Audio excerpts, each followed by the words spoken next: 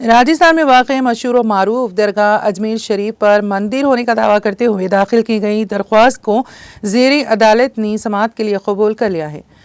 हिंदू सेना की जानिब से ये दरख्वास्त दाखिल की गई हैं। इस दरख्वास्त में ये दावा किया गया है कि अजमेर ख्वाजा मोइनुद्दीन चिश्ती हसन चिश्ती रहमतुल्लाह अलैह की दरगाह में शिव मंदिर है। अदालत ने मामले की समाअत के लिए 20 दिसंबर की तारीख मुकर्रर की है।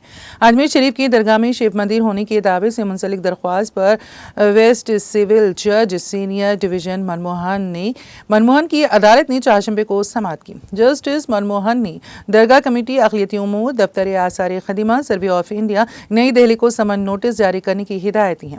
दरख्वास्त में ये मुतालिबा किया गया है कि अजमेर शरीफ दरगाह को भगवान श्री संकट मोचन महादेवराजमान मंदिर करार दिया जाए।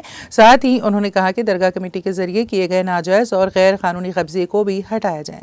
अजमेर दरगाह मामले में अर्जी दाखिल करने वाले विष्णु गुप्ता ने अपने वकील के जरिए दावा किया है कि दरगाह मंदिर के खंडरात पर बनाई गई हैं, इसीलिए इसे भगवान श्री संकट मोचन महादेवराजमान मंदिर करार दिया जाना चाहिए। अर्जी में यह भी मुतालिबा किया गया है कि जिस एक्ट के तहत दरगाह चलती हैं इसे काला दम करार दिया जाए और हिंदुओं को पूजा का हक दिया जाए। आर्कियोलॉजिकल सर्वे ऑफ इंडिया को इस जगह का साइंसी सर्वे करने की हिदायत देने का मुतालिबा भी किया गया है कि जहां पर अजमेर दरगाह है वहां पहले एक शिव मंदिर था।